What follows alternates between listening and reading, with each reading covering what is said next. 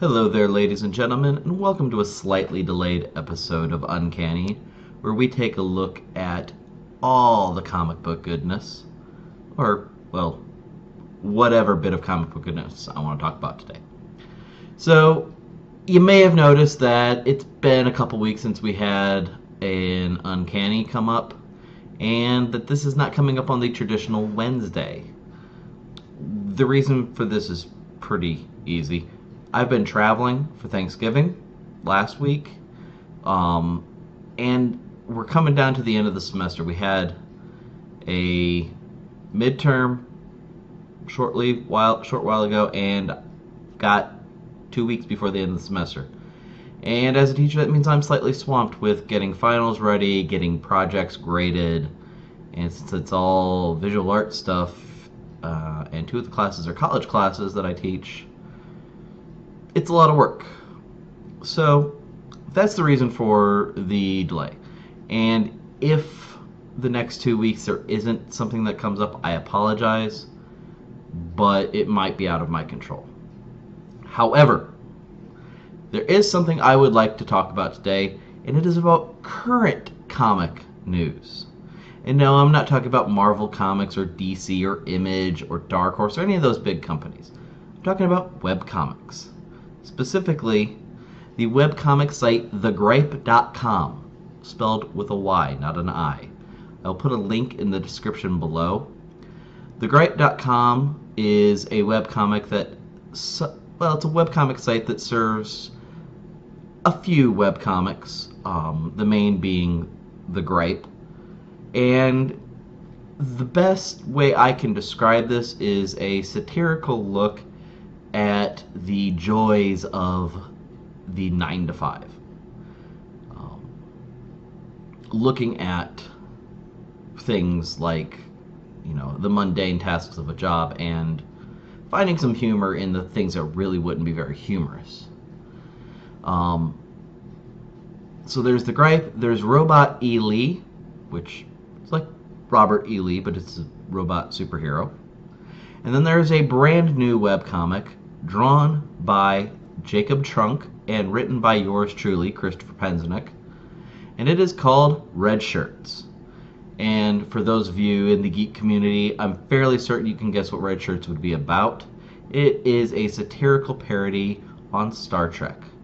Specifically, I'm looking at the roles of all the unsung heroes of Star Trek and science fiction, fantasy, all the genre types of fiction. Those characters who must exist, but they don't get any screen time, they don't get any glory. In fact, they're usually stuck cleaning up after the messes that the heroes of the stories make. And that would be the crew members of, say, the Starship Enterprise, whose job it is to do maintenance and to clean, and sometimes get stuck aboard away parties in a bright red jumpsuit, which generally doesn't bode well for them. So this comic will be centering on 2 crew members, cleverly named Number 1 and Number 2, and it will follow their misadventures throughout the Star Trek universe on starships and doing their tasks, coming across alien species, hopefully surviving some away missions. We'll see how it goes.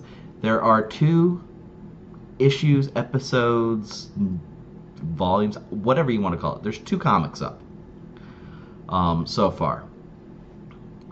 This comes out on Monday on thegripe.com, and I'm personally, so far, with scripts that I've written, pretty proud of. I've got through the first mini storyline, the first 6 comics going on. The first 2 are just kind of specific griping, and then 3 through 6 we're going to get into an encounter. And then we're going to go on, and we're going to have little mini stories from there. So I'm extremely happy with this.